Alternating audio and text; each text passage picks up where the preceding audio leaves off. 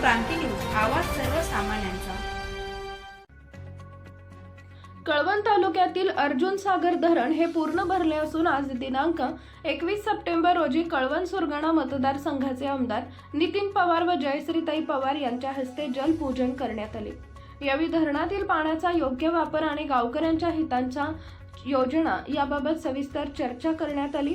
कळवण तालुक्यातील पुणत खोऱ्यातील जलजीवन जलदूत असे प्रख्यात असलेले धरण म्हणजेच अर्जुन सागर, या धरणाला स्वर्गीय दादासाहेब अर्जुन तुळशीराम पवार व एटी पवार साहेबांचं नाव देण्यात आले। कळवण सुरगाणा तालुक्यात साहेबांनी जनतेच्या मुख्य प्रश्नाला हात घालत पाणी प्रश्न लक्षात घेऊन कळवण सुरगाणा तालुक्यात शेकडो लहान मोठे धरणे बांधली, म्हणून पवार साहेबांना पांदेव म्हणून संबोधले जाते। त्यांच्याच पावलावर पाऊल ठेवून त्यांचे सुपुत्र आमदार नितीन पवार यांनी देखील कळवण सुरगाणा तालुक्यात लहान मोठे धरणे बांधून नागरिकांच्या पाण्याचा प्रश्न सोडवत नागरिकांची मनं जिंकली आहे। आमदार नितीन पवार यांच्यामुळे अर्जुन सागर धरणाचे जे पाणी रोटेशन हे 90 दिवसांचे होते ते 45 दिवसांचे केले। आमदार नितीन पवार यांनी बोलताना सांगितले की मी मतदारसंघातील सर्व नागरिकांच्या अडीअडचणी सोडवण्यासाठी व कामासाठी कटिबद्ध आहे, यापुढेही राहील। कळवण तालुक्यातील ओतूर धरणाचे नवरात्रीच्या मुहूर्तावर उद्घाटन करण्याचं ठरलंय, असा शब्द त्यांनी यावेळी दिला। तसेच आमदार नितीन पवार यांनी पुढे बोलताना सांगितले की मी जास्त शिक्षण, आरोग्य, शेती या विषयावर भर देण्याचा प्रयत्न करत आहे। यावेळी पुणत खोरे परिसरातील ग्रामपंचायत सरपंच, सदस्य, कार्यकर्ते, पदाधिकारी, सर्व आदिवासी संघटनेचे अध्यक्ष, उपाध्यक्ष, पदाधिकारी, कार्यकर्ते यांच्यासह नागरिक बहुसंख्येने उपस्थित होते। महाराष्ट्र क्रांती न्यूज साठी नाशिक विभाग प्रमुख पुंजाराम खांडवीसह प्रतिनिधी सुरेश गायकवाड, पुणत खोरे, कळवण। तुम्हाला माहिती असेल या भागातले रस्ते कसे झाले, प्रत्येक भागातले रस्ते कसे झाले, जुन्या पिढीला माहिती आहे, तरुण पिढीला अजून माहित नाही। तेव्हाचे जे डेबडवर साहेबाला साहेब डोंगरावर घेऊन गेले होते, तो रस्ता केला कुठला, महालचा, बरोबर आहे का नाही? आता माझ्याकडनं महाल पायरपाडा रस्ता करायचा आहे, त्याचं टेंडर आता लवकर होईल, फॉरेस्टची फाईल फिरते।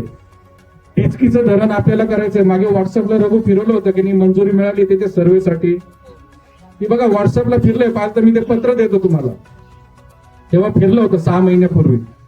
टिचकीचंही धरण करायचंय अप्पर पुणत, आपल्याला लिफ्टचं करायचं, इथून वरती लिफ्ट करायचे आहेत।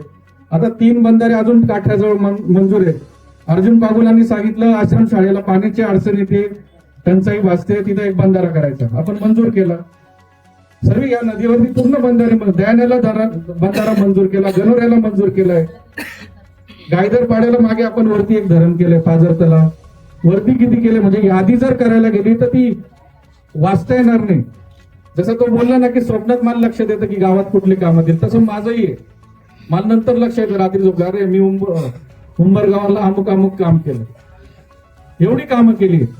सुरगाण्यात तुम्ही श्रीभवनला जा, श्रीभवन, तिथं आपण 20 कोटीचं धरण बांधतोय, 20 कोटीचं, मोठा माळ म्हणून गाव आहे, लाडगाव पासून उजवीकडे गेलं की माहितीये ना श्रीभवन, तिथं धरण करतोय। आता ओतूरचं धरण गेल्या अनेक वर्षापासून प्रलंबित होतं, त्याचं टेंडर झालं, आता हे पितृपक्ष असल्यामुळे पितृपक्ष संपला की नवरात्रमध्ये त्याचं भूमिपूजन होणार आहे ओतूरच्या धरणाचं। आता तुमच्याकडे मी बंधार पाड्याला सबस्टेशन मंजूर केलं की नाही सांगा बरं, तिथं टेक्निकल अडचण आहे थोडी जागेची, हा गावांचे काम चालू आहे, कामं होत आहेत, होणार आहे। फक्त तुम्ही जे काही ताईंनी जे काही खंत व्यक्तीला त्याच्याकडे जरा थोडं तुम्ही गांभीर्याने घ्या, लोक येतील फार तुम्हाला चाटा मारतील, बरेचसे मी काही बाकीच्यांची नावं घेणार नाही, सुरगाण्यातून बरीच मंडळी येईल आता तुम्हाला भेटाय, काही बरेचसे जण गणपत्यांना पैसे देऊन राहिले, आता दिले ते नाव नाही घेत मी, काय कोणाला मोठं करत नाही, काय चालू आहे काय कळून नाही राहिलं। एवढा काय समाज आपला वेड आहे का? आपण कोणामुळे आपला स्वाभिमान आहे तुम्हाला माहिती ना, आपल्या कैलासवासी दादासाहेबांमुळे आज आपला स्वाभिमान आहे, एक लक्षात घ्या। मी आज जे काही मुंबईला जेव्हा जातोय, मंडळींनी बघितलं, सचिव लोक मला एकदम आदराने बसवतात, कारण की मी माझा काही संबंध नाही, माझ्या बापाच्या नावामुळे बसवतात, ही वस्तुस्थिती कधी लक्षात घ्या। एटी पवार साहेबांचं नाव आज एवढं आदराने घेतलं जातं की बस, त्याच्यामुळे आज ही जी काही कोट्यवधीचं काम, त्याला अजितदादाचं तर मोठं श्रेय आहे, पण काही प्रमाणात मी अधिकाऱ्यांकडनंही मोठ्या प्रमाणात निधी घेतला। मी जेव्हा 1 वर्ष सत्तेत नव्हतो तेव्हा मी 40 कोटीचे रस्ते आणले, 40 कोटीचे, तेव्हा मनोज सौनिक म्हणून आपल्याकडे कलेक्टर होते साहेब, जेव्हा 98ला मंत्री होते ना, ते तेव्हा बांधकाम सचिव होते.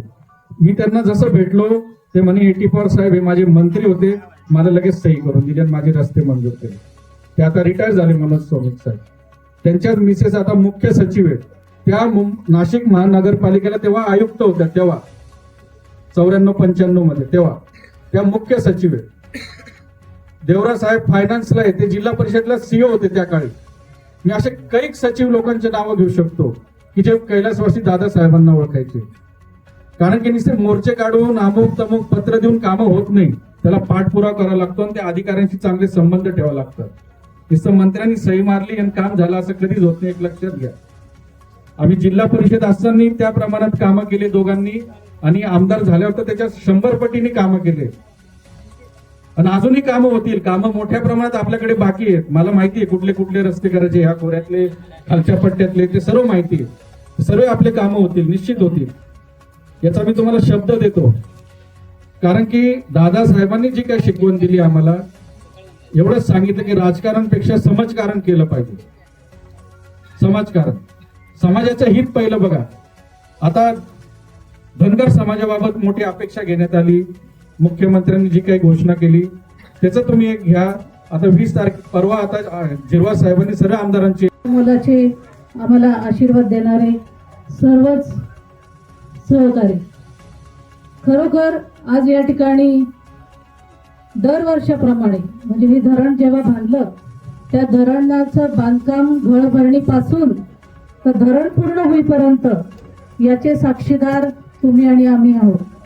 आता राजूदादांनी सांगितलं, त्यांना थोडं गैरवरून आलं होतं राजूभाऊंना, ते तेव्हापासून काम करताय भाऊंसोबत. म्हणजे भाऊ सभापती होते, भाऊ पहिल्यांदा महामंडळाला होते, त्याच्यानंतर मार्केट कमिटीचे चेअरमन झाले, त्याच्यानंतर या ठिकाणी राजू भांगरे दादांसोबत आणि भाऊंसोबत या भागाची त्यांची नाव जुळली गेली.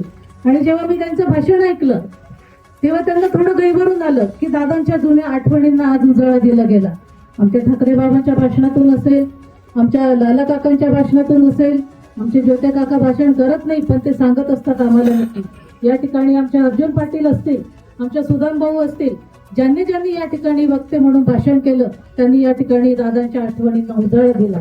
आणि हे उजाळा देत असताना गेली 40 वर्ष दादासाहेबांनी या भागाचा कसा विकास केला आणि आपल्या तालुक्याचा आज प्रत्येक शेतकरी, प्रत्येक माणूस आज कसा स्वाभिमानाने ताटमानेने उभा राहतोय, हे तुम्ही आम्ही दुसऱ्यांनी सांगायची गरज नाही, हे आपण आजमावतोय. आणि हे करत असताना मी तुम्हाला एवढंच सांगेल, आज पण आम्ही भाऊ 15 ते 20 वर्षापासून राजकारण करताय. आम्ही पहिल्यांदा पंचायत समितीला कळवणवरनं भाऊ सभापती म्हणून जेव्हा निवडून आले तेव्हा भाऊ पहिल्यांदा कळवण ग्रामपंचायत होती, तेव्हा पंचायत समितीला निवडून आले. म्हणजे आणि मी तेव्हा बापखेडे गणातून उभी होती. म्हणजे तेव्हा हे सगळं आम्हाला दादांनी तेव्हा उभं केलं की नाही, मी जसं काम करतो तसं पुढच्या पिढीने आपल्या पण कोणीतरी काम करावं, ही त्यांची अपेक्षा असेल. आजपर्यंत आम्ही कधी आमच्या भाषणातून किंवा काय बोलून दाखवलं नाही, आम्ही सतत काम करत गेलो. दादांनी जे आम्हाला कानमंत्र दिले मला आठवतं, मी तुम्हाला आज फक्त तुमच्याशी हितगुज साधायला आलेली, कारण तुम्ही आमच्यासाठी परके नाहीये. प्रत्येक गावची मंडळी आज जीवाभावाची, आज इथे पाटील पाड्याची मंडळी बसली, मोहवारीची आहे, खडकीची आहे, मळगावची आहे, तिथे मागे दरेगाव देसराण्याची मंडळी, तिथे पाठीमागे बघितलं तर मोहवारीची मंडळी, ही सगळी जण त्यांचे प्रतिनिधी म्हणून व्यासपीठावर बसले. आज आम्ही गेली 20 वर्षापासून प्रत्येकाची हितगुज साधतोय.